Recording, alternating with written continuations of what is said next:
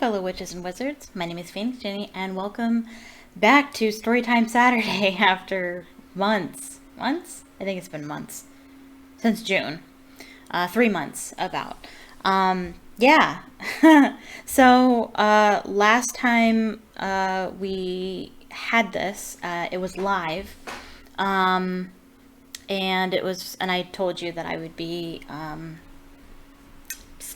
was going to stop live streaming. Yeah, which is exactly what's happened. I'm not live streaming anymore because I have an irregular work schedule. So, I can't schedule live streams anymore is the issue. So I'm recording this instead of doing it live. I am now going to record Storytime Saturdays instead of do them live. But it's going to work pretty much the same. I'm just going to read, and if you guys want to be part of the discussion, please leave it in the comments down below this video. Yeah, I've been away for a while, away from doing this, away from reading Harry Potter for a while. I've been doing some YouTube videos here and there, mostly speed builds, just because they're the easiest thing for me to film. And that's sort of just the order of things. I have an order. I have a list. It's on my whiteboard in my bedroom. I have a list of things I do in order, and sometimes I can't do something, so I go to the next thing. And it takes a lot more effort for me to do a video like this than a Sims speed build, because I have to actually get dressed, put my makeup on, and I actually need time to do this, and I need like an hour and a half to do this. And I do have work in about an hour and a half.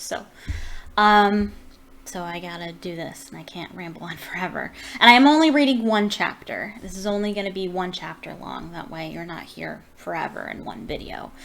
I don't know if I should record another chapter after that, because there's so much that I do for my channel now. Now that I'm not live streaming, there's so many other extra videos I need to make, because I want to do everything I was doing when I was live streaming. So there's still a lot I need to do. So that's why there was a whole bunch of space in between, because there was other things that came before this. This is kind of at the bottom of the list. So it's not going to be regular unless, I don't know, maybe I could find a way to make it regular. But like I said, it takes so much effort to make this video. Storytime Saturday. I will release the video on Saturday, but I don't know. It makes it sound like it's every Saturday. It should be every Saturday. I don't know. I'm working extra hours now. I'm not just working, I work at a fast food restaurant. I'm not just working there part-time now. I also am a virtual assistant for a small pottery company. It's called Creek Road Potteries. It's you can find them out online. You can find them. I wonder if I should link his website. He might like that. I don't know. Maybe I'll link it. I don't know. But anyway, I work for. He's actually my second cousin. The guy who owns it is my second cousin, and so he watches my videos. Hi, if you're watching. So he needed somebody to edit his blogs and help him write content for his business, for his website. So that's what I do. And I do that part-time, and he pays me really well. It's great. It's really ideal, almost ideal. Once I get going more with that and start being a virtual assistant for more people, I won't have to work at the fast food restaurant anymore. But hopefully I'll have more free time to do YouTube. But that being said, there's a lot of other things that I do. That's why I don't post a YouTube video every day, not even every week anymore, because there's so much that I do. Not only am I working 2 jobs, but I also exercise daily. I just ran a 10K. If you follow me on Twitter, I believe I said something about that on Twitter. Link in the description. But yeah, I ran a 10K a couple weeks ago. I exercise every day, and that's really important to me. I also write. I want to write my own stuff. And then I also had my summer reading, which I don't know if I talked about that on my channel yet. I read a book series every summer. There are always book series that I've read before, but I think next summer I'm going to read Lord of the Rings, and I've never read Lord of the Rings before. So, but this summer I was reading Chronicles of Narnia. I'm almost done. I am on the last book, The Last Battle, and I have 5-6 chapters left. Almost done. Supposed to finish at the end of August, but I'm so busy and just crazy. I am finally going to finish that, so I had that to do as well.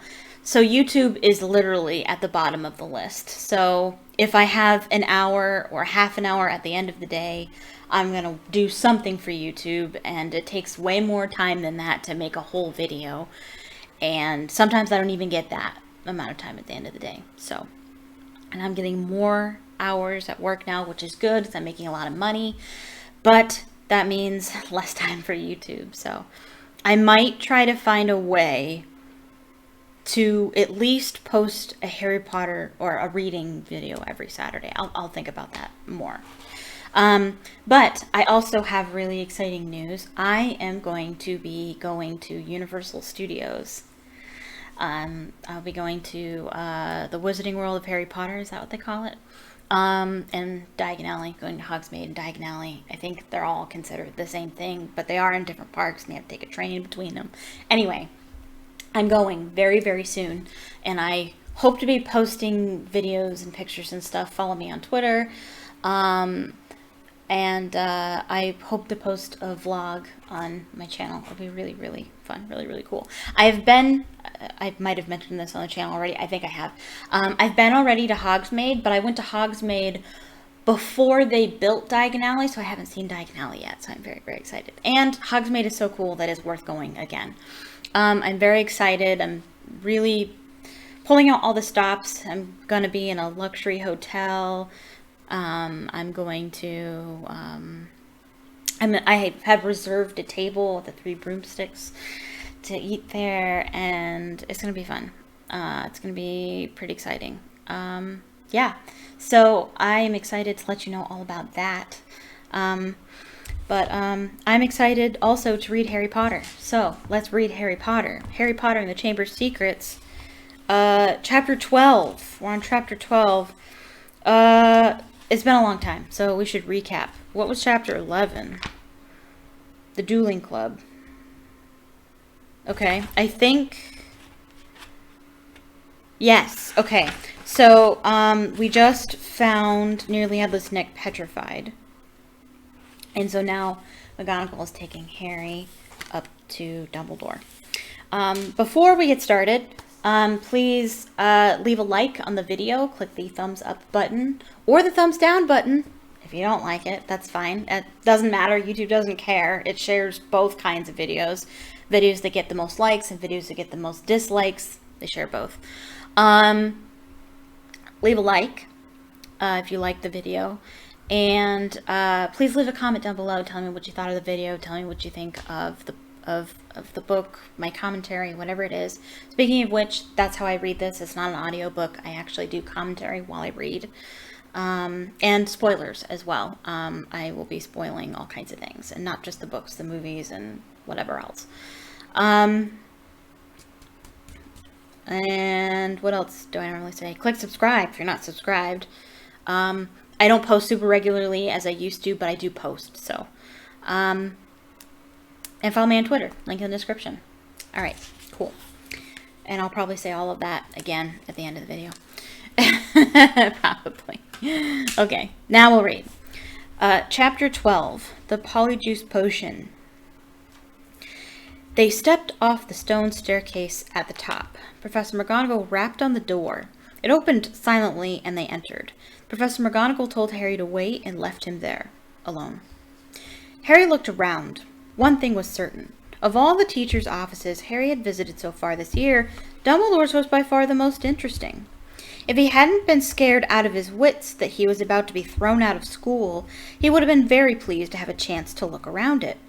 It was a large and beautiful circular room full of funny little noises.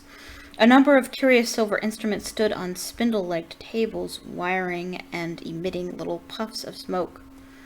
The walls were covered with portraits of old headmasters and headmistresses, of all whom were snoozing gently in their frames. There was also an enormous claw-footed desk, and sitting on a shelf behind it, a shabby, tattered wizard's hat, the sorting hat.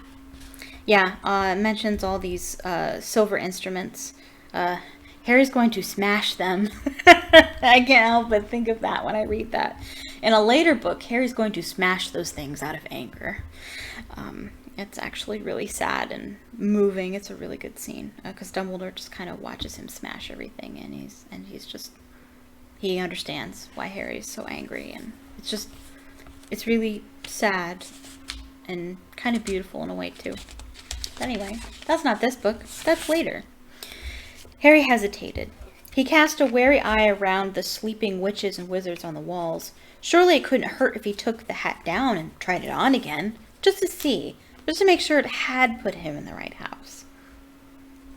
He walked quietly around the desk, lifted the hat from its shelf, and lowered it slowly onto his head. It was much too large and slipped down over his eyes, just as it had done the last time he'd put it on. Harry stared at the black inside of the hat, waiting. Then a small voice said in his ear, "Be in your bonnet, Harry Potter." Yes, Harry muttered. Sorry to bother you. I wanted to ask, you've been wondering whether I put you in the right house, said the hat smartly. Yes, you were particularly difficult to place, but I stand by what I said before. Harry's heart leapt. You would have done well in Slytherin. Harry's stomach plummeted. He thought, oh, he's going to tell me I belong in Gryffindor, because he taught me in Gryffindor. But no, he meant the Slytherin part, and that's the part that he was dreading. He grabbed the point of the hat and pulled it off. It hung limply in his hand, grubby and faded. Harry pushed it back onto his shelf, feeling sick. You're wrong, he said aloud to the still and silent hat. It didn't move. Harry backed away, watching it. Then a strange gagging noise behind him made him wheel around. He wasn't alone after all. Standing on a golden perch behind the door was a decrepit-looking bird that resembled a half-plucked turkey. Harry stared at it, and the bird looked balefully back, making its gagging noise again. Harry thought it looked very ill. Its eyes were dull, and even as Harry watched, a couple more feathers fell out of its tail. Harry was just thinking that all he needed was for Dumbledore's pet bird to die while he was alone in the office with it, when the bird burst into flames. It's in the movie too, it's great. Your bird, it just caught fire. Spontaneous combustion. Oh, what is that? I always think that when I think of spontaneous combustion. I think of that episode of X-Files. I'm a big fan of the show X-Files. It's in season 2, I think. The one where the man is able to control fire. He's able to start fires. I think that's the one where he can start fires. Isn't that the one? And so the whole mystery is, about spontaneous combustion. But I don't think that's the episode where the quote happens. That there is an episode like that, but it might be in a different... Actually, is that the episode with the actor from the show Monk? It might be. The one... What... I don't remember what it was, but it was the guy who made people evaporate when they stood in his shadow. It might have been that episode. I can't remember what episode it was, but if you watch the show, you know that Scully is the rational one who believes in science, where Mulder is the irrational, I don't think irrational is the right word, but to be opposite, irrational one that believes in the supernatural. And so they're always button heads, and Scully always says, she doesn't always agree with what Mulder suggests, and And then the one time she says, it looks like spontaneous combustion. And then, like, Mulder jokingly is like, oh, I'm in love. he's like, Scully suggesting spontaneous combustion. What is this? It's way funnier in the show than the way I'm presenting it. But anyway, that's what it makes me think of. Not Harry Potter related at all. I'm sorry. Sorry, not sorry. Harry yelled in shock and backed away from the desk. He looked feverishly around in case there was a glass of water somewhere, but couldn't see one. The bird, meanwhile, had become a fireball. It gave one loud shriek, and next second, there was nothing but a smoldering pile of ash on the floor. The office door opened. Dumbledore came in, looking very somber. "Professor," Harry gasped. "Your bird. I couldn't do anything. He just caught fire." To Harry's astonishment, Dumbledore smiled. "About time, too," he said. "He's been looking dreadful for days. I've been telling him to get a move on."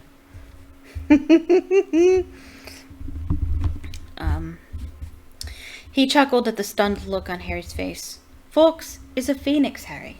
Phoenixes burst into flame when it is time for them to die, and are reborn from the ashes. Watch him." Harry looked down in time to see a tiny, wrinkled, newborn bird poke its head out of the ashes. It was quite as ugly as the old one. "It's a shame you had to see him on a burning day," said Dumbledore, seating himself behind his desk. He's really very handsome most of the time. Wonderful red and gold plumage." Oh, I don't have it in here. I have my own phoenix. You see it in the thumbnail. Fascinating. I got it at the Wizarding World of Harry Potter in Orlando Studios. Orlando,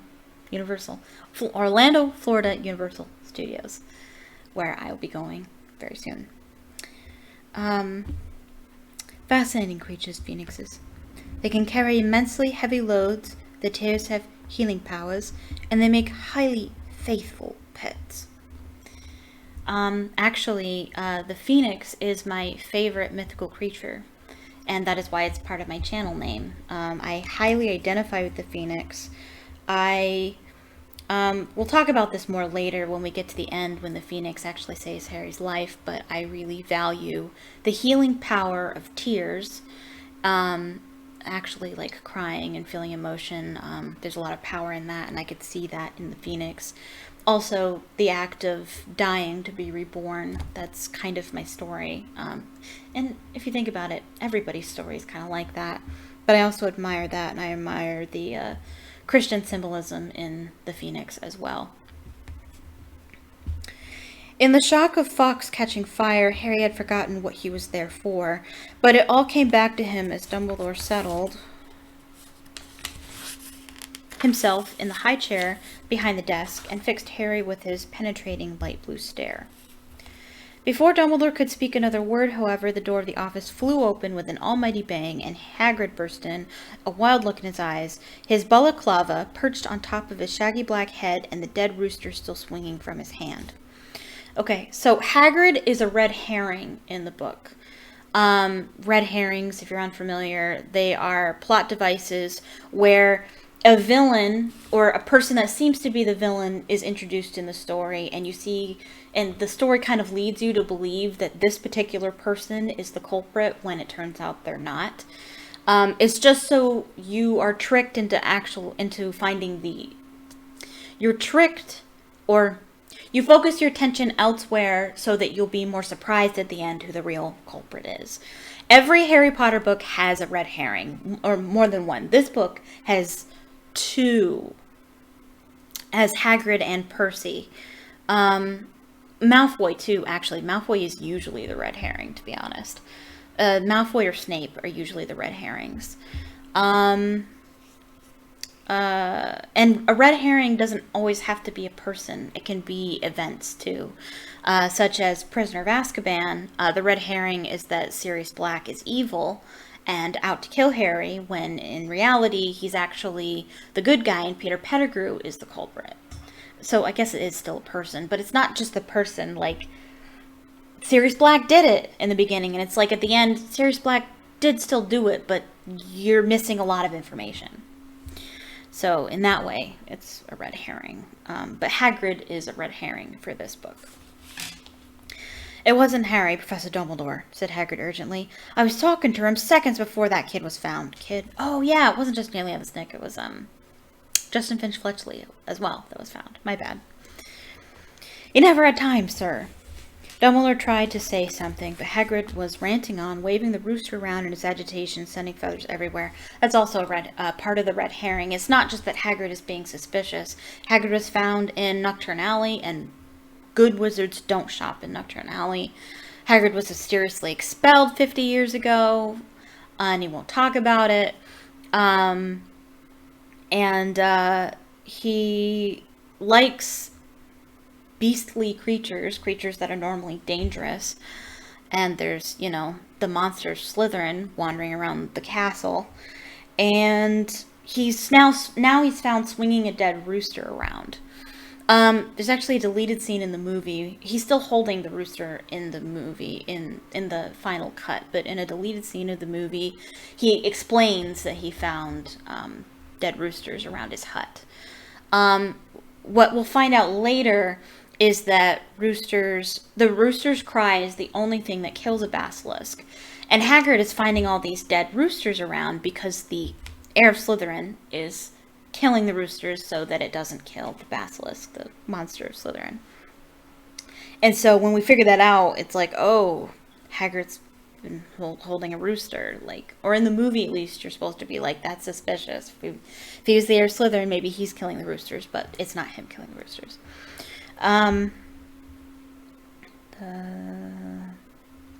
It couldn't have been him. I'll swear it in front of the Ministry of Magic if I have to. Hagrid, you've gone the wrong boy, sir. I know Harry never. Hagrid, said Dumbledore loudly, I do not think that Harry attacked those people.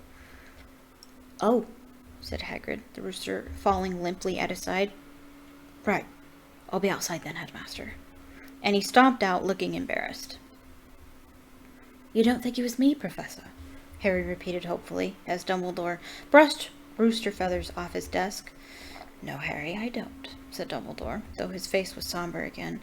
But I still want to talk to you. Harry waited nervously while Dumbledore considered him, the tips of his long fingers together. I must ask you, Harry, whether there is anything you'd like to tell me, he said gently. Anything at all. Harry didn't know what to say. He thought of Malfoy shouting, You'll be next, mudbloods, and of the Polyjuice potion simmering away in Moaning Myrtle's bathroom. Then he thought of the disembodied voice he had heard twice, and remembered what Ron had said. Hearing voices no one else can hear isn't a good sign, even in the wizarding world. He thought, too, about what everyone was saying about him, and his growing dread that he was somehow connected with Salazar Slytherin. No, said Harry. There isn't anything, Professor. And then Harry gets mad later that Dumbledore doesn't tell him anything. Right? The double attack on Justin and Nearly Headless Nick turned what had hitherto been nervousness into real panic. Curiously, it was Nearly Headless Nick's fate that seemed to worry people most. What could possibly do that to a ghost? People asked each other what terrible power could harm someone who was already dead. There was almost a stampede to book seats on the Hogwarts Express so that students could go home for Christmas. At this rate, we'll be the only ones left, Ron told Harry and Hermione. Us, Malfoy, Crabbe, and Goyle. What a jolly holiday it's going to be. Crabbe and Goyle, who always did whatever Malfoy did, had signed up to stay over the holidays too. Why did Malfoy stay? Oh, wait. I think it's because he wanted to see more attacks happen. I think that's why he stayed. But Harry was glad that most people were leaving. He was tired of people skirting around him in the corridors, as though he was about to sprout fangs or spit poison. Which I think is something both the basilisk can do. Tired of all the muttering, pointing, and hissing, as he passed. They don't know it's a snake yet. They don't know it's a basilisk, so I think it's interesting. I feel like J.K. Rowling is dropping hints already as to what kind of monster it is. Fred and George, however, found all of this very funny. They went out of their way to march ahead of Harry down the corridors, shouting, "Make way for the heir of Slytherin! Seriously evil wizard coming through." Percy was deeply disapproving of this behavior. "It is not a laughing matter," he said coldly. Oh, get out of the way, Percy, said Fred. Harry's in a hurry. Yeah, he's off to the Chamber of Secrets for a cup of tea with his fanged servant. Oh, I guess they kind of figured it's a snake. Because it's Slytherin. They still don't know it's a basilisk, though, which is a little different, I guess, said George, chortling. Ginny didn't find it amusing either. Oh, don't, she wailed every time Fred asked Harry loudly who he was planning to attack next, or when George pretended to ward Harry off with a large clove of garlic when they met.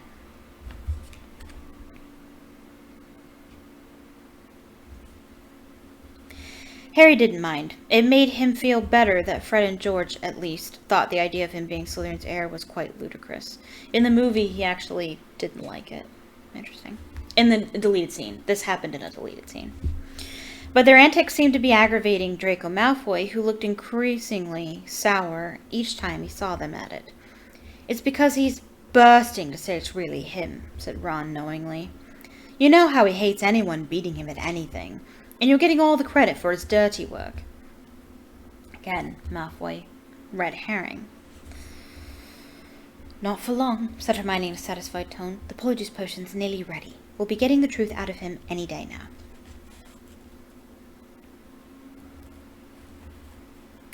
At last the term ended, and a silence, deep as the snow on the grounds, descended on the castle.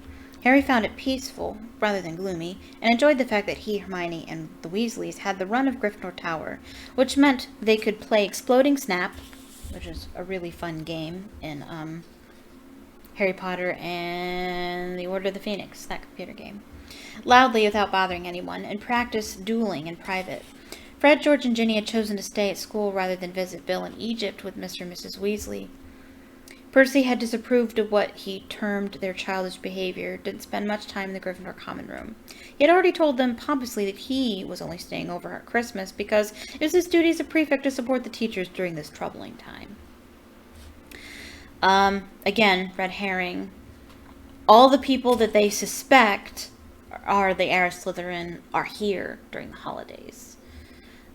Christmas morning dawned, cold and white. Harry and Ron, the only ones left in their dormitory, were woken very early by Hermione, who burst in, fully dressed, and carrying presents for them both. "Wake up," she said loudly, pulling back the curtains at the window. "Hermione, you're not supposed to be in here," said Ron, shielding his eyes from the light. "Merry Christmas to you, too," said Hermione, throwing him his present. "I've been up for nearly an hour, adding more lace wings to the potion. It's ready." Harry sat up, suddenly wide awake. "Are you sure?" "Positive," said Hermione, shifting Scabbers the rat so that she could sit down at the end of Ron's four-poster. "If we're going to do it, I say it should be tonight." At that moment, Hedwig swooped into the room, carrying a very small package in her beak. "Hello," said Harry happily as she landed on his bed. "Are you speaking to me again?" It's been a long time since I've read this. Why is she not speaking to him? I think it's because of the whole event with the flying car. That's probably it. I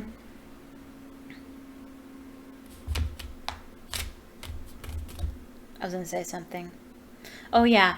Fun fact. Girls can get into the boys' dormitories just fine, but boys can't get into the girls' dormitories. Every time they try, the stairs turn into a slide. Because boys are deemed less trustworthy, which I find really funny.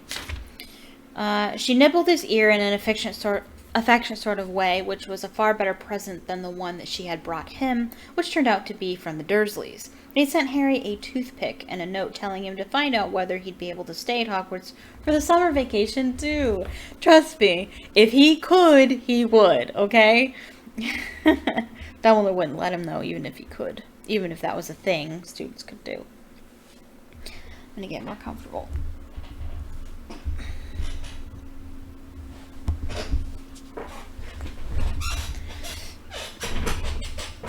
Sorry.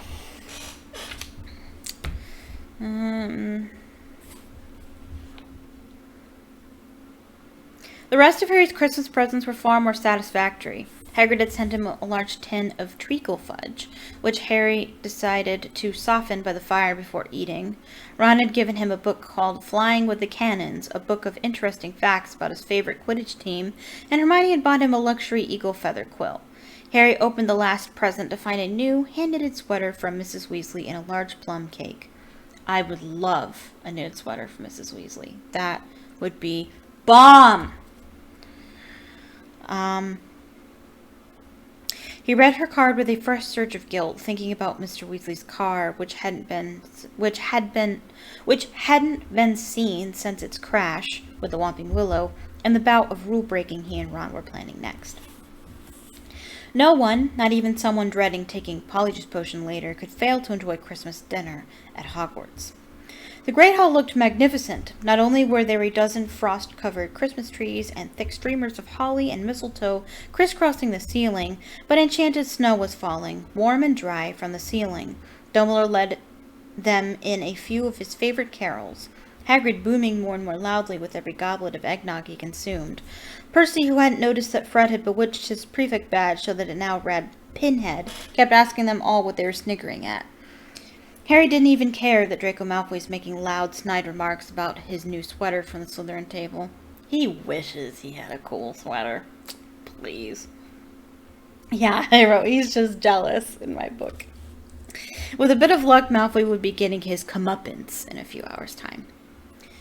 I just thought of something. How often does Harry have Christmas at Hogwarts? The first 4 books. The last 3 books he doesn't. I wonder if J.K. Rowling did that on purpose. I think she wanted us to see, and Harry to see, what Christmas is like at Hogwarts.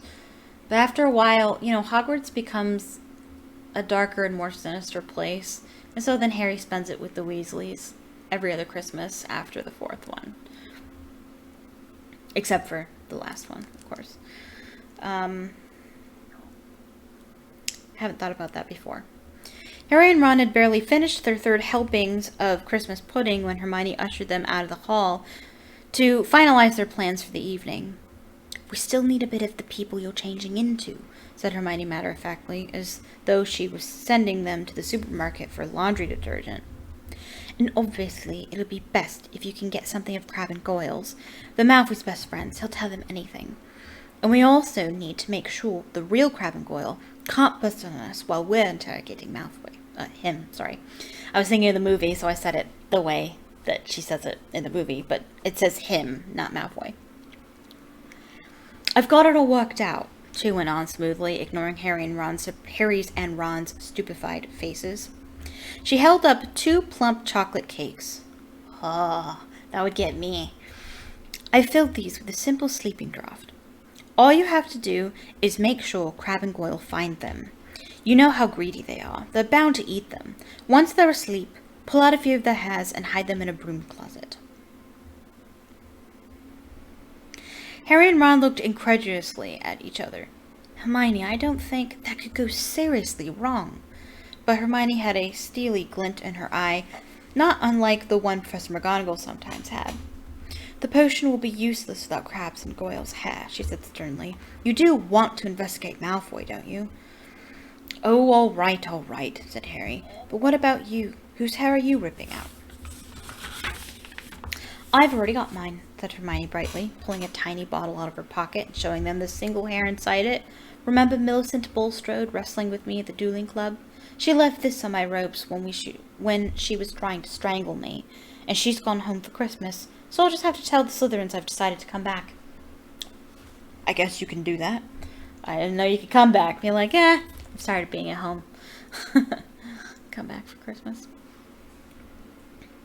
When Hermione had bustled off to check on the Polyjuice potion again, Ron turned to Harry with a doom-laden expression. "Have you ever heard of a plan where so many things could go wrong?" "Yes. Infiltrating the Ministry of Magic and Gringotts." Just wait, Ron. Just wait.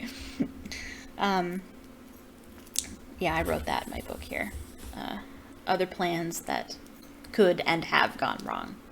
But to Harry's and Ron's utter amazement, stage 1 of the operation went just as smoothly as Hermione had said. They lurked in the deserted entrance hall after Christmas tea. Waiting for Crabbe and Goyle, who had remained alone at the Slytherin table, shoveling down 4th helpings of trifle. Harry had perched the chocolate cakes on the end of the banisters. When they spotted Crabbe and Goyle coming out of the Great Hall, Harry and Ron hid quickly behind a suit of armor next to the front door. "How thick can you get?" Ron whispered ecstatically as Crabbe gleefully pointed out the cakes to Goyle and grabbed them. Grinning stupidly, they stuffed the cakes whole into their large mouths. For a moment, both of them chewed greedily, looks of triumph on their faces. Then, without the smallest change of expression, they both keeled over backward onto the floor. By far the hardest part was hiding him in the closet across the hall. Once they were safely stowed among the buckets and mops, Harry yanked a couple of the bristles that covered Goyle's forehead, and Ron pulled out several of Crabbe's hairs. They also stole their shoes because their own were far too small for Crabbe and Goyle-sized feet. Then, still stunned at what they had just done, they sprinted up to Moaning Myrtle's bathroom. They could hardly see through the thick black smoke. No, that's not what it says. They could hardly see for the thick black smoke issuing from the stall in which Hermione was stirring the cauldron. Pulling their robes up over their faces, Harry and Ron knocked softly on the door. "Hermione?" They heard the scrape of the lock, and Hermione emerged, shiny-faced and looking anxious. Behind her they heard the gloop, gloop of the bubbling, gluttonous potion. Oh, that is such a good word. 3 glass tumblers stood ready on the toilet seat. "Did you get them?" Hermione asked breathlessly. Harry showed her Goyle's hair. "Good. And I'll sneak these spare robes out. And I sneaked? Okay. And I sneaked these spare robes out of the laundry," Hermione said, holding up a small sack. "You'll need bigger sizes once you're Crabbe and Goyle. You also need Slytherin robes." The 3 of them stared into the cauldron. Close up, the potion looked like thick, dark mud bubbling sluggishly. "I'm sure I've done everything right," said Hermione nervously, rereading the splotched page of most potent potions. "It looks like the book says it should. Once we've drunk it, we'll have exactly an hour before we can change back into ourselves."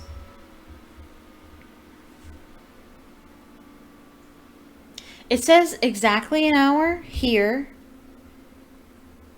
and they do change exactly in the movie, but I'm thinking about Deathly Hallows. If you remember in the movie Deathly Hallows, and I don't remember if that's how it happened in the book, but in the movie they all change at different times.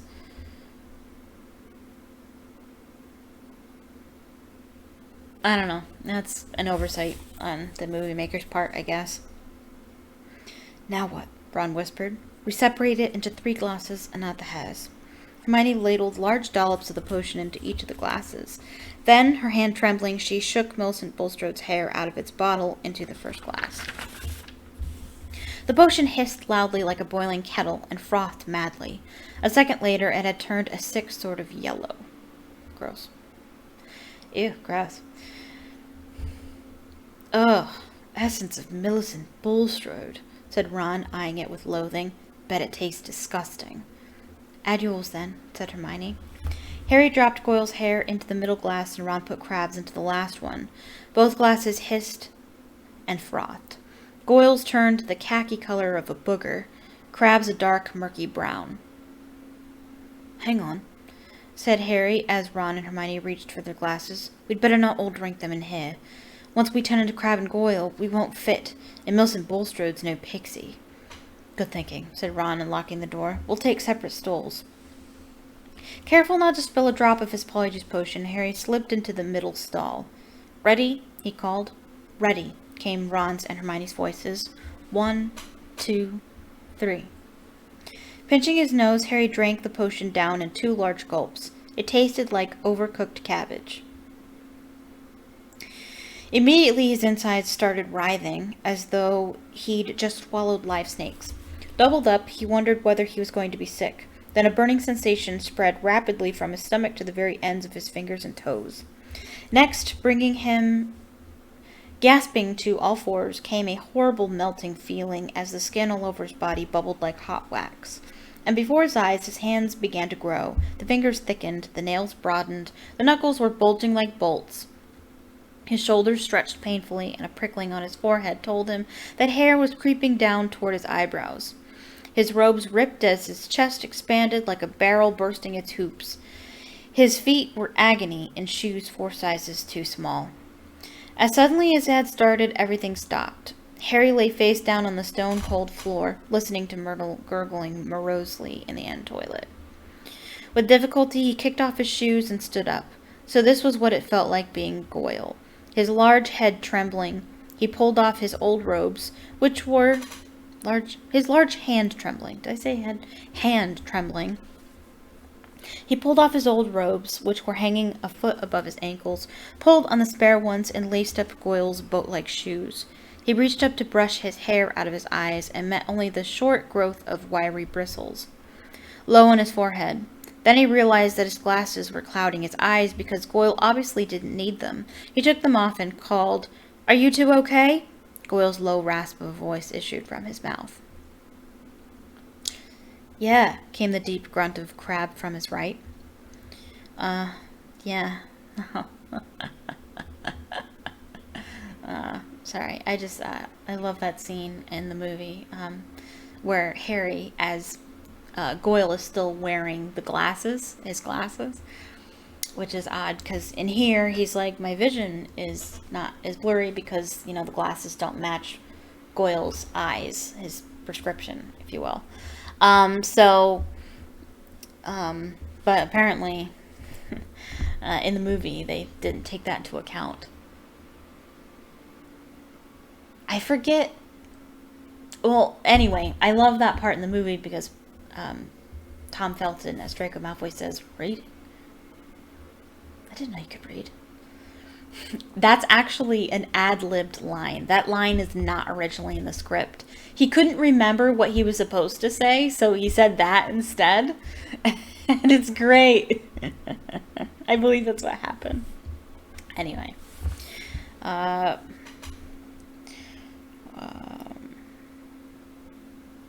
Harry unlocked his door and stepped in front of the cracked mirror. Goyle stared back at him out of dull, deep-set eyes. Harry scratched his ear. So did Goyle. Ron's door opened. They stared at each other, except that he looked pale and shocked. Ron was indistinguishable from CRABBE, from the pudding bowl haircut to the long gorilla arms. "This is unbelievable," said Ron, approaching the mirror and prodding CRABBE's flat nose. "Unbelievable." "We'd better get going," said Harry, loosening the watch that was cutting into Goyle's thick wrist. "We've still got to find out where the Slytherin common room is. I only hope we can find someone to follow." Ron, who had been gazing at Harry, said, "You don't know how bizarre it is to see Goyle thinking." He banged on Hermione's door. "Come on, we need to go." A high-pitched voice answered him. I don't think I'm going to come after all. You go on without me." "Hermione, we know Milton Bulstrode's ugly. No one's going to know it's you." "No, really, I don't think I'll come. You two hurry up. You're wasting time." Harry looked at Ron, bewildered. "That looks more like Goyle," said Ron.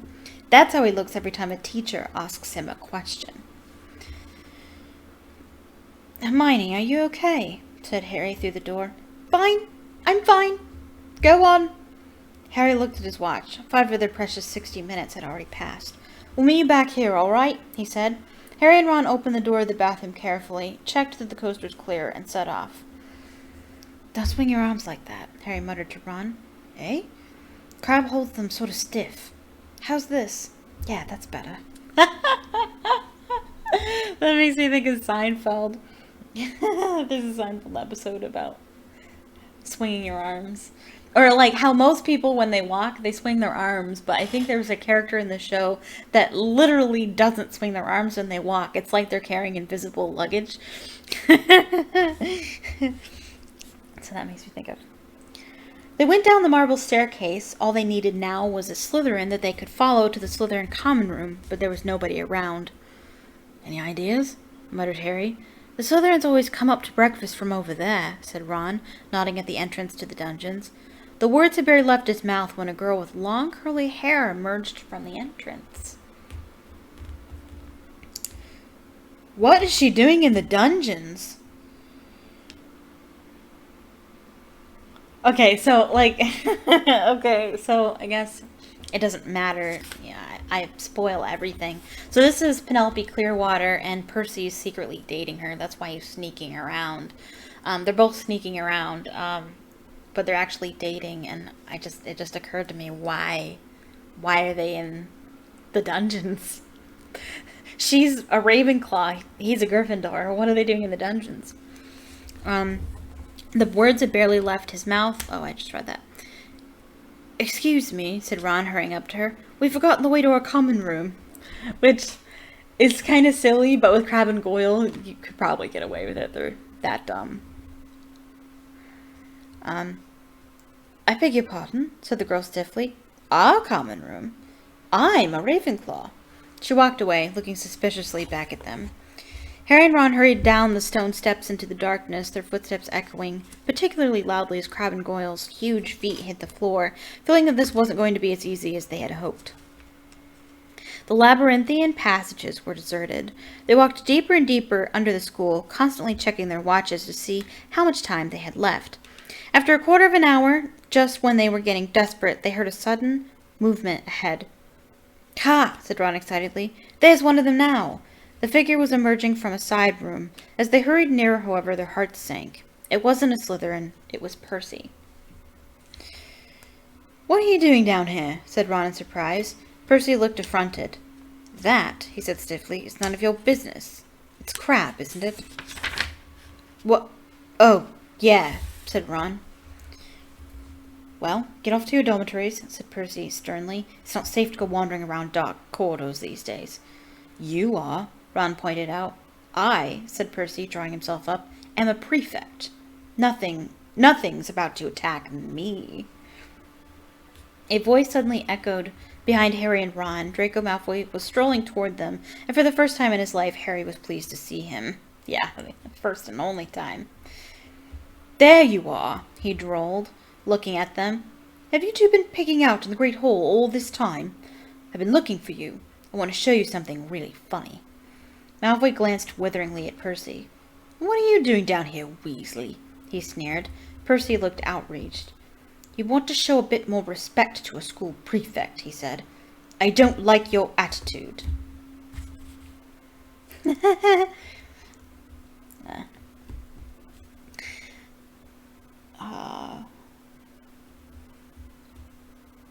Malfoy sneered and motioned for Harry and Ron to follow him. Harry almost said something apologetic to Percy, but caught himself just in time. He and Ron hurried after Malfoy, who said as they turned into the next passage, That Peter Weasley. Percy. Ron corrected him automatically. What's the matter with Wembley? Good to see you, Wallenby. No one ever gets the Weasley's names right. Whatever, said Malfoy. I've noticed him sneaking around a lot lately. Exactly. Red herring is what I mean. And I bet I know what he's up to. He thinks he's going to catch Slytherin's ass single-handed. That could be too. But it's because he's sneaking around with his girlfriend. That's what's happening. He gave a short, derisive laugh. Harry and Ron exchanged excited looks. Malfoy paused for a stretch of bare, damp stone wall. What's the new password again? He said to Harry. Said Harry. Oh, yeah. Pureblood, said Malfoy, not listening, and a stone door concealed in the wall slid open. Malfoy marched through it, and Harry and Ron followed him. The Slytherin common room was a long, low underground room with rough stone walls and ceiling from which round, greenish lamps were hanging on chains. A fire was crackling under an elaborately carved mantelpiece ahead of them, and several Slytherins were silhouetted around it in high-backed chairs. Wait here, said Malfoy to Harry and Ron, motioning them to a pair of empty chairs set back from the fire. I'll go and get it. My father's just sent it to me. Oh, I remember what it is. Wondering what Malfoy was going to show them, Harry and Ron sat down, doing their best to look at home. Malfoy came back a minute later, holding what looked like a newspaper clipping. He thrust it under Ron's nose. "That'll give you a laugh," he said. Harry saw Ron's eyes widen in shock. He read the clipping quickly, gave a very forced laugh, and handed it to Harry. It had been clipped out of the Daily Prophet, and it said, "Inquiry at the Ministry of Magic. Arthur Weasley, head of the Misuse of Muggle Artifacts Office, was today fined 50 galleons for bewitching a Muggle car." Only 50 galleons? It could have been much worse. Like, I know the Weasleys can't afford it, but still, it could have been much worse. Mr. Lucius Malfoy, a governor of Hogwarts School of Witchcraft and Wizardry, where the enchanted car crashed earlier this year, called today for Mr. Weasley's resignation. "Weasley has brought the ministry into disrepute," Mr. Malfoy told our reporter. "He is clearly unfit to draw up our laws, and his ridiculous Muggle Protection Act should be scrapped immediately." Mr. Weasley was unavailable for comment, although his wife told reporters to clear off, or she'd set the family ghoul on them. "Yay, Mom!" "Well," said Malfoy impatiently as Harry handed the clipping back to him, "don't you think it's funny?" "Ha ha," said Harry bleakly. "Arthur Weasley loves Muggles so much he should snap his wand in half and go and join them," said Malfoy scornfully. "You'd never know the Weasleys were purebloods, the way they behave." Ron's, or rather, Crabbe's, face was contorted with fury. "What's up with you, Crabbe?" snapped Malfoy. "Stomachache," Ron grunted. "Well, go up to the hospital wing and give all those mudbloods a kick from me," said Malfoy, snickering. "You know, I'm surprised the Daily Prophet hasn't reported all these attacks yet." He went on thoughtfully. "I suppose Dumbledore's trying to hush it all up. He'll be sacked if it doesn't stop soon. Father's always said old Dumbledore's the worst thing that's ever happened to this place. He loves Muggleborns. A decent headmaster would never have let slime like CRABBE in. Like that CRABBE in." Malfoy started taking pictures with an imaginary camera and did a cruel but accurate impression of Colin. "Potter, can I have your picture, Potter? Can I have your autograph? Can I lick your shoes, please, Potter?" He dropped his hands and looked at Harry and Ron. "What's the matter with you two?" Apparently Crabbe and Goyle always laugh at all his jokes. Far too late, Harry and Ron forced themselves to laugh, but Draco Malfoy seemed satisfied. Perhaps Crabbe and Goyle were always slow in the uptake. "Saint Potter, the mudblood's friend," said Malfoy slowly. "He's another one with no proper wizard feeling, or he wouldn't go around with that jumped-up Granger mudblood, and people think he's Slytherin's heir." Harry and Ron waited with bated breath. Malfoy was surely seconds away from telling them it was him. But then, "I wish I knew who it was!" Or who it is. Dang it! I wish I knew who it is, said Malfoy petulantly. I don't know if I've ever heard that word before. Petulantly. Petulantly. I don't even know what that means.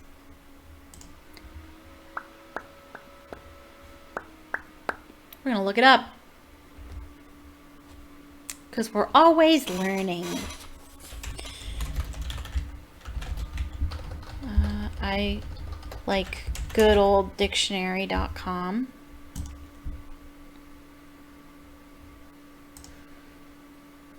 Not you, gross.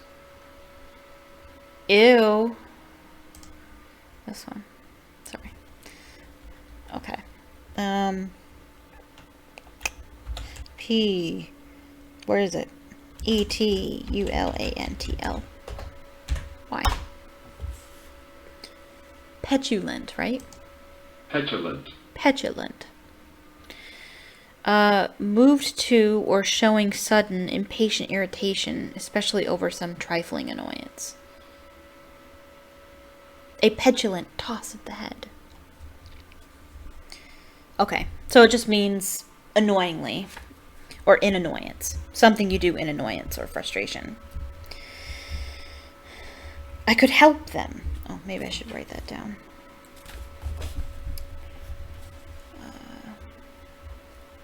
In annoyance. How do you spell annoyance? I think it's... I'll just say in irritation. That's a better word anyway. Irritation. Diction matters, people. Alright. I don't know if I'll be able to read that later. Oh well. Sorry, future me. Ron's jaw dropped so that Crabbe looked even more clueless than usual. Fortunately, Malfoy didn't notice, and Harry, thinking fast, said, "You must have some idea who's behind it all." "You know I haven't, Goyle. How many times do I have to tell you?" snapped Malfoy. "And Father won't tell me anything about the last time the chamber was opened either. Of course, it was 50 years ago, so it was before his time. But he knows all about it, and he says that it was all kept quiet, and it'll look suspicious if I know too much about it. But I know one thing. Last time the Chamber of Secrets was opened, a mudblood died. So I bet it's a matter of time before one of them's killed this time. I hope it's Granger," he said with relish. What an awful human being. There's one thing being, like... it's one thing being... trying to be the cool kid, and there's another thing, like, talking about wanting someone to be dead. That's just not cool at all. Ron was clenching Crabbe's gigantic fists. Feeling that it would be a bit of a giveaway if Ron punched Malfoy, Harry shot him a warned look and said, "Do you know what the person who opened the chamber last time was caught?" "Oh yeah, whoever it was expelled," said Malfoy. "They're probably still in Azkaban." Why wouldn't... Oh, I guess Malfoy just explained it. Lucius won't tell him anything because it would look suspicious if he had too much information about it. "Azkaban," said Harry, puzzled. "Azkaban?" "The wizard prison, Goyle," said Malfoy, looking at him in disbelief. "Honestly, if you were any slower, you'd be going backward." He shifted restlessly in his chair and said, "Father says to keep my head down and let the heir of Slytherin get on with it. He says the school needs ridding of all the mudblood filth, but not to get mixed up in it. Of course, he's got a lot on his plate at the moment. You know, the Ministry of Magic raided our manor last week." I mean, oh, that's terrible. Harry tried to force Goyle's dull face into a look of concern. "Yeah," said Malfoy. "Luckily, they didn't find much.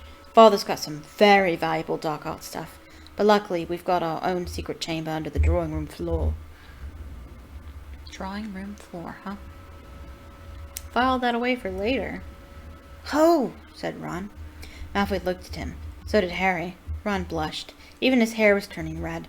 His nose was also slowly lengthening. Their hour was up.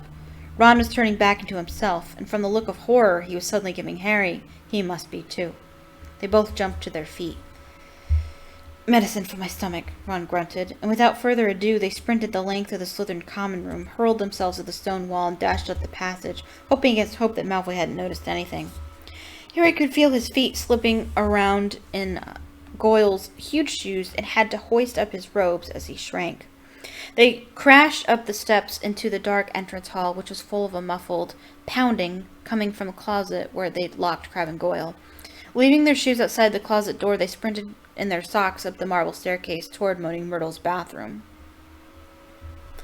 "Well, it wasn't a complete waste of time," Ron panted, closing the bathroom door behind them. "I know we still haven't found out who's doing the attacks, but I'm going to write to Dad tomorrow and tell him to check under the Malfoy's drawing room." Harry checked his face in the cracked mirror. He was back to normal. He put his glasses on as Ron hammered on the door of Hermione's stall. "Hermione, come out. We've got loads to tell you." "Go away," Hermione squeaked. Harry and Ron looked at each other. "What's the matter?" said Ron. "You must be back to normal by now. We are." But Moaning Myrtle glided suddenly through the stalled door. Harry had never seen her looking so happy. "Ooh, wait till you see," she said. "It's awful." They heard the lock slide back and Hermione emerged, sobbing, her robes pulled up over her head. "What's up?" said Ron uncertainly. "Have you still got Millicent's nose or something?" Hermione let her robes fall, and Ron backed into the sink. Her face was covered in black fur, her eyes had turned yellow, and there were long pointed ears poking through her hair. "It was a cat hair," she howled. "Millicent Bulstrode must have a cat, and the potion isn't supposed to be used for animal transformations." "Uh-oh," said Ron. "You'll be teased something dreadful," said Myrtle happily. "It's okay, Hermione," said Harry quickly. "We'll take you up to the hospital wing. Madame Pomfrey never asks too many questions." It took a long time to persuade Hermione to leave the bathroom. Moaning Myrtle sped them on their way with a hearty guffaw. Wait till everyone finds out you've got a tail. And that's the end of that chapter. And the next chapter, chapter 13, The Very Secret Diary, is my very favorite chapter of the book, Chamber of Secrets. So, excited to read that. Hopefully, oh wait, it won't be, actually, I might be able to do it next Saturday. I think I will try to post another video next Saturday. But that is it. That is the end of chapter, whatever it was, chapter 12. What is it? Chapter 12? Yes. And I hope you enjoyed it. Please leave a like on the video. And leave a comment down below telling me what you thought of the video, any thoughts that you have on the book, on any of the commentary that I gave. And please click subscribe if you want more content like this. If this is your first video, hi, welcome. So glad you watched. I do more than read Harry Potter. I also play video games. I have several other games, different kinds of games, horror games, mystery games on the channel, as well as speed builds, because I play The Sims 4 as well. And I will be posting my very first vlog soon, hopefully. Hopefully that works out. But, yeah. And follow me on Twitter. I give out all information about kind of what's going on with me and about the stuff I post. And, yeah, so if you're interested in that, please follow me. Link in the description. Yeah. I think that's it. So thank you so much for watching, and I hope you have a magical day. Bye-bye.